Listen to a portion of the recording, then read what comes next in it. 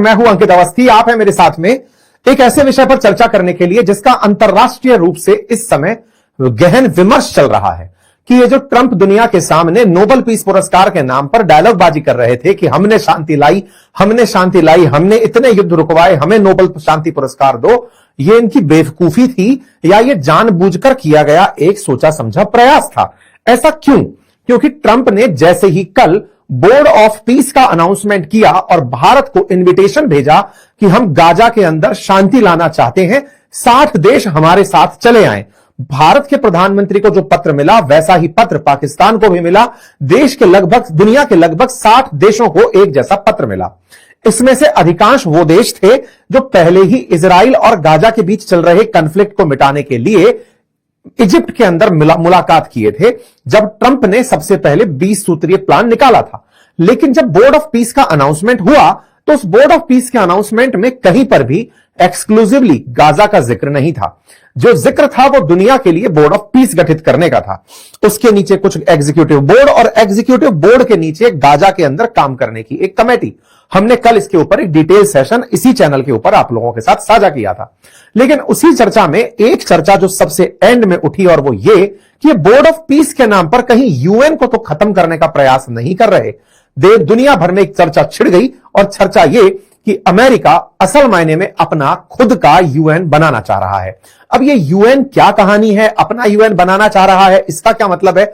आज डिटेल में इसके बारे में जिक्र करेंगे, क्योंकि अपना बोर्ड ऑफ पीस बनाकर यूनाइटेड नेशंस को खत्म करने की कवायद कर रहे डोनाल्ड ट्रंप असल में क्या चाह रहे हैं, इसको समझने के लिए इतिहास से लेकर अब तक के जितने भी पक्ष और विपक्ष हैं उनका डिस्कशन जरूरी है।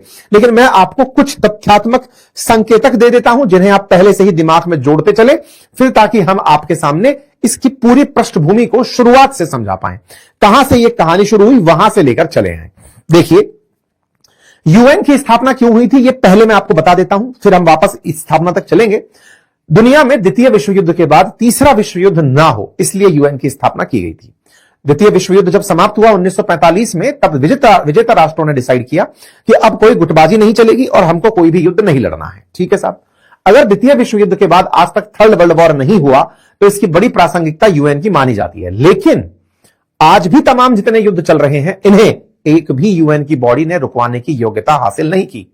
युद्ध रुकवाने के नाम पर जो व्यक्ति उतर कर आया, जिसने ढिंडोरा पीटा, उसका नाम डोनाल्ड ट्रंप है। चाहे झूठ हो या सच हो, वो दुनिया में यह कहता फिरता है कि मैंने 8 युद्ध रुकवा दिए। जिस यूएन को आपने बनाया था युद्ध रोकने के लिए, वो युद्ध नहीं रुकवा पाया, लेकिन अमेरिका में बैठे ट्रंप युद्ध रुकवा दिए। यह दर्शाता है कि यूएन तुम काम के नहीं, मैं काम का हूं। यह केवल एक कारण नहीं है, ऐसे वो तमाम कारण जिसमें आपने यूनाइटेड नेशन सिक्योरिटी काउंसिल में बैठे हुए 5 वीटो पावर्स में से एक को ही पावरफुल देखा, बाकी चारों लोग चूड़ियां पहनकर बैठे रहे। चाहे वेनेजुएला के लिए इंतजार करता हुआ रूस हो कि भाई वेनेजुएला इंतजार करता रह गया कि रूस हमें बचाने आएगा, और ईरान का इंतजार करता रह गया चाइना कि वो हमें बचाने आएगा। दोनों में से कोई जब नहीं आया, और फ्रांस और ब्रिटेन के हालात तो ऐसे कि ट्रंप उन्हें खुलेआम बेइज्जत कर रहे हैं, तो 5 परमानेंट मेंबर्स में से 4 की बेइज्जती वैसे ही हो रखी है। तो असल में पावरफुल तो केवल अमेरिका बचा, जो चाहता है वो करता है, जिस देश को बर्बाद करना चाहता है मिनटों में करता है। और तो और रशिया यूक्रेन युद्ध में रशिया से कोई तेल ना खरीदे, यह भी तय अमेरिका ही करता है। जब दुनिया में सर्वस्व रूप से वो स्थापित हो रहा है, तो क्या वो खुद का यूएन नहीं बनाना चाहेगा, या वो खुद का कोई ऐसा संगठन नहीं बनाना चाहेगा जिसकी प्रासंगिकता यूएन से ऊपर हो? आइए इस पूरे विषय को अब डिकोड करते हैं। लेकिन उससे पहले एक छोटी सी गुजारिश है आप सभी साथियों से कि हम आप लोगों के लिए दिन पे दिन बेहतरीन कंटेंट, वेल रिसर्च कंटेंट लेकर आते हैं और आपको यूट्यूब का एक स्टैटिक्स दिखाते हैं। संभवतः आपको मेरी अपील का कोई मतलब समझ में आएगा। साथियों, मैं अक्सर आपसे कहता हूं कि आप में से जो लिसनर्स हैं मेरे, उनमें से 44% लिसनर ऐसे हैं जिन्होंने हमारे सेशन को सब्सक्राइब नहीं किया है, चैनल को सब्सक्राइब नहीं किया। ये यूट्यूब का एल्गोरिदम है जो मैं आपको दिखा रहा हूं। 44%, लगभग आधे लोग ऐसे हैं जो हमारा सेशन सुनते हैं, लेकिन सुनने के बाद भी बिना सब्सक्राइब किए चले जाते हैं। ऑन एन एवरेज मेरा सेशन 20 मिनट से ऊपर का होता है, लेकिन सब्सक्राइब करने में फ्रैक्शन ऑफ सेकंड, लगभग 0.19 सेकंड लगता है क्लिक करने में, जिसका कोई चार्ज नहीं है। लेकिन फिर भी आप मेरी अगर सुनवाई नहीं करते तो यह थोड़ा दुख देता है। अगर आप सहयोग करते हैं जिससे कि हमारा मोटिवेशन बढ़े, तो हमारे लिए बहुत ही अच्छा रहेगा। खैर, यह सत्य है, बाकी आपकी मर्जी है। जितना कम डिसिसिव यूएस रहा, उतना ही धीरे धीरे यूएन की प्रासंगिकता पर बट्टा लगने लगा। इस बीच में दुनिया भर के युद्ध शुरू हो गए। रशिया यूक्रेन आपके सामने है, इजराइल गाजा आपके सामने है, सीरिया का सिविल वॉर आपके सामने है, सूडान का सिविल वॉर, यमन का सिविल वॉर, म्यांमार का सिविल वॉर, ये यूएन की आंखों के सामने अमेरिका की प्रेजेंस में होते चले गए। यानी ओवरऑल अमेरिका का कमजोर दिखना मात्र से दुनिया भर के अंदर तमाम प्रकार के गृह युद्ध शुरू हुए। यूनाइटेड नेशन का किसी को भय नहीं रह गया। हर क्षेत्र में आप मिडिल ईस्ट उठाकर देखें, अफ्रीका, लैटिन अमेरिका, एशिया, सब जगह कोई ना कोई कलह चलता हुआ दिखाई दिया। लगभग 10 कॉन्फ्लिक्ट ऑन एन एवरेज पूरे वर्ल्ड में सरवाइव करने लगे कि आओ और देख लो, कोई ना कोई तो युद्ध कहीं ना कहीं चल ही रहा होगा। मतलब कुल मिलाकर के यूएन जिसे बनाया गया था कि युद्ध नहीं होंगे, दुनिया में शांति होगी, वो अपने आप को पूरी तरह फेल पाता गया। ट्रंप ने इसी को ही अपने लिए अपॉर्चुनिटी चुना। बाइडेन की वजह से गिरी हुई इज्जत को इन्होंने अपने लिए अवसर बनाया और टाइटल दिया make America great again.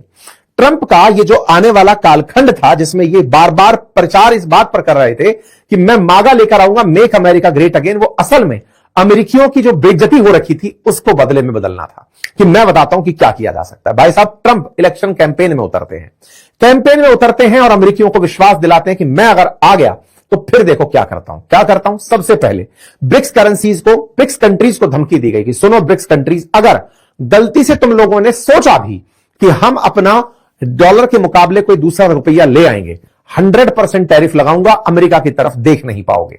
BRICS currency चर्चा में ही नहीं है। देशों के ऊपर इस समय टैरिफ के जाल बुन दिए गए हैं। ट्रंप ने जो कहा, डॉलर को वर्चस्व में स्थापित करने के लिए जो टैरिफ गेम खेला, वो दुनिया भर के देशों पर खेल दिया। जो भी देश अमेरिका के साथ हाथ में हाथ रख के चलना चाह रहा था, अमेरिका को अपना जैसा समझ रहा था, उन सब के फैसले ऑन द स्पॉट कर दिए गए। ट्रूडो, जो बाइडेन को बिल्कुल अपना मानकर चल रहे थे, इन्हें बताया गया कि तुम अधीनस्थ हो हमारे, इनकी सत्ता खा गए। जितने भी देश साथ में थे, चाहे मित्र थे, चाहे शत्रु थे, चाहे गुट में थे, चाहे नाटो में थे, जो भी थे, सबको पनिशमेंट, टैरिफ पनिशमेंट, कि अमेरिका अगर नहीं होगा तो तुम लोग सरवाइव नहीं कर पाओगे। जितने भी देश थे, से मेरा मतलब है चाहे रशिया हो, चाइना हो, चाहे ईयू कंट्री हो, नाटो कंट्री हो, जो भी देश इनको लगता था कि ये मेरे लिए चुनौती बन सकते हैं, उन सबको याद दिलाया कि पहले तुम लेवल सेट करो कि मेरे बराबर नहीं हो। सब पर टैरिफ की भरपूर भरमार कर दी गई। इस पूरे खेल में ट्रंप असल मायने में यह दिखाना चाहते थे कि अकेला अमेरिका एक तरफ अगर खड़ा रहे और वर्ल्ड सब एक तरफ हो जाए तो भी उसका कोई कुछ नहीं बिगाड़ सकता। इन्होंने बाकायदा इसे सिद्ध करके दिखा दिया। रही सही जब इन्होंने अपनी हार्ड पावर दिखाने के लिए वेनेजुएला से मादुरो को उठाया और उसके बाद कोई निकल कर नहीं आया, तो यह सिद्ध हो गया कि अमेरिका खुद चाहेगा वो कर सकता है। अब जब इन्होंने ये चीज क्लियर करना शुरू कर दिया, इस बीच में बारी थी यूनाइटेड नेशंस की। ये सितंबर 2025 में यूएन जाते हैं और यूएन जाकर यूएन के मंच से यूएन को ही भला बुरा कहते हैं और कहते हैं कि यूएन, आपको जिस काम के लिए बनाया गया था आपसे हो नहीं रहा है। आपको युद्ध रुकवाने के लिए बनाया गया था, आप रुकवा नहीं पा रहे हो। आपको इमिग्रेशन जैसी प्रॉब्लम रुकवाने के लिए बनाया था, आप नहीं रुकवा पा रहे हो। और तो और आपकी वजह से तो प्रॉब्लम्स बढ़ रही हैं, क्योंकि आप इमिग्रेंट्स को बाकायदा क्रेडिट कार्ड देकर दुनिया के देशों में भेजते हैं। आप अपने काम में फेल मार गए हैं। इन्होंने सितंबर में जो भाषण दिया, वो अब जाकर जब इन्होंने बोर्ड ऑफ पीस का प्रपोजल दिया, तब लोगों को चमका कि ट्रंप बहुत दूर का देखकर चल रहे थे। वो यूएन में बैठकर यूएन को क्रिटिसाइज ही इसलिए कर रहे थे कि यूएन, आपके पास 5 परमानेंट मेंबर थे, आप दुनिया में युद्ध नहीं रुकवा पाए। मैं अकेला खड़ा था और मैंने 7 महीने में 7 युद्ध रुकवा दिए। मैं शांति का राष्ट्रपति, ये जो नोबेल पीस पुरस्कार की बात कर रहे थे, असल में ट्रंप को पीस पुरस्कार चाहिए ही नहीं था। तो दुनिया को दिखाना यह चाहते थे कि शांति की मैं बात कर रहा हूं। शांति चार्टर में डली है यूएन के। यूएन का जो लेटर है उसमें लिखा है शांति यूएन लाएगा। वो चूंकि अमेरिका ला रहा है, दुनिया के जबान पर यह डलवाना चाहते थे कि दुनिया वालों, अमेरिका ने शांति स्थापित की है, जिसके हाथ में दंड है वही शांति ला सकता है, और अमेरिका वो करने में कामयाब हुआ। चाहे चाइना को चुप कराना हो, चाहे रशिया के साथ ट्रेड ब्लॉक कराना हो, दुनिया में जहां तहां, चाहे फ्रांस के ऊपर धमकाना हो, सब तरफ करने वाला अगर अमेरिका है, तो फिर मैं यूएन की जरूरत क्या रखता हूं? मुझे जरूरत क्या है 5 लोगों को बनाकर रखने की? मैं अकेला ही काफी हूं। और यही ट्रंप करने में कामयाब हुए। इन्होंने बाकायदा यूएन को जो क्रिटिसाइज किया था, बाकायदा बता करके कि युद्ध रुकवाने में यूएन नाकामयाब रहा और मैं कामयाब रहा हूं। मैंने टैरिफ लगाकर दुनिया को बता दिया कि शक्तिशाली कौन है, और तो और मैं खुद तय करता हूं कि अब मुझे किस पर राज करना है, किस पर नहीं। और इसी क्रोनोलॉजी में अब ये जो बोर्ड ऑफ पीस लेकर आए हैं, ये असल मायने में यूएन का रिप्लेसमेंट तैयार कर लाए हैं। मैंने कल जब अपने सेशन में आपको गाजा की बारी करके सेशन सुनाया था, तब यह जानकारी दी थी कि गाजा के लिए बोर्ड ऑफ पीस जरूर दिख रहा है, लेकिन उसमें गाजा की बात ही नहीं हो रही। इजराइल को तो दूध में से मक्खी की तरह निकालकर साइड में रख दिया कि तुम्हारा तो जिक्र ही नहीं है। बोर्ड ऑफ पीस का कुल उद्देश्य पूरी दुनिया में शांति स्थापित करने के लिए अमेरिकी वर्चस्व को स्थापित करना है, जिसमें परमानेंट मेंबर तो अमेरिकी रहेंगे। डोनाल्ड ट्रंप ने अपने आप को परमानेंट मेंबर बना दिया है और बाकी जो और राष्ट्र हैं, लगभग 60 देशों को इनविटेशन भेजा गया है, उन्हें 3-3 साल का काम दिया गया है कि 3 साल के लिए चले आओ, जितना पैसा दोगे उतनी देर की सदस्यता पाओगे। हालांकि बाद में व्हाइट हाउस ने इसका खंडन किया। इसी वजह से हेडलाइन बनने लगी कि क्या ट्रंप अब अपना यूनाइटेड नेशन बना रहे हैं, क्या यूनाइटेड नेशन को रिप्लेस करके खुद का सिस्टम बना रहे हैं। यह जिक्र निकलकर आना शुरू हुआ। उम्मीद है अब आपको इस जिक्र का महत्व समझ में आया हो कि ट्रंप ने जो खुद से युद्ध रुकवाए हो या दुनिया में टैरिफ का खेल खेला हो, दुनिया में बाकी सारी ताकतों को नीचे दिखाया हो, अब वो चाहते हैं कि एब्सोल्यूट शांति केवल अमेरिका लेकर आएगा, कोई और नहीं। अब बड़ा सवाल है कि जब ट्रंप इतना सब कुछ कर ही चुके हैं, क्योंकि यूएन नाकामयाब है और दुनिया के देशों को ट्रंप की तरफ देखना ही पड़ेगा, तो ऐसे में क्या जो और देश हैं 60, वो यूएन के साथ जाने के लिए, वो ट्रंप के साथ जाने के लिए तैयार होंगे? इस बात को एंटोनियो गुटेरस जो हैं यूएन चीफ, उनसे भी पूछा गया। उनके स्पोक पर्सन ने जवाब दिया और कहा कि देखिए, दुनिया में ग्रुप बनाने की अलाउ है, मतलब परमिशन है, कोई भी किसी के साथ में ग्रुप बनाकर रह सकता है। यूनाइटेड नेशन के चार्टर में सब देश साथ मिलकर काम करें, इसकी बात है। अमेरिका ऐसा गुट बना रहा है, दुनिया में बहुत से संगठन है, जैसे ब्रिक्स बना हुआ है, G7 बना हुआ है, ऐसे वो भी कोई संगठन बना रहे, उस पर हम कोई टिप्पणी नहीं देंगे। लेकिन इन सारी बातों से एक बात तो स्पष्ट होती है कि ट्रंप अगर कल को यूएन से अपने बाहर निकलने को जस्टिफाई भी कर दें तो शायद लोग उस बात को मान जाएंगे। मुझे ऐसा लगता है अभी कुछ दिन पहले ही ट्रंप ने 66 ऑर्गेनाइजेशन से अपना नाम वापस लिया है, अमेरिका का नाम वापस लिया है, जिसमें से आधे यूएन बॉडी थे। आने वाले समय में अगर अमेरिका यूएन से कंप्लीटली बाहर निकल जाता है तो भी उसका कोई कुछ नहीं बिगाड़ पाएगा और board of peace parallelly exist करने लगेगा, ऐसा प्रतीत हो रहा है। बाकी आप लोग इस विषय पर क्या सोचते हैं, अपनी राय जरूर दीजिएगा। चैनल पर नए हैं तो चैनल को सब्सक्राइब कीजिएगा। इमानुएल मैक्रोन ने मना कर दिया कि वो नहीं ज्वाइन करेंगे बोर्ड ऑफ पीस, तो कहा बेटा तैयार रहना, 200% टैरिफ आ रहा है लगने के लिए। ये तो हालात है। फिलहाल के लिए इतना ही।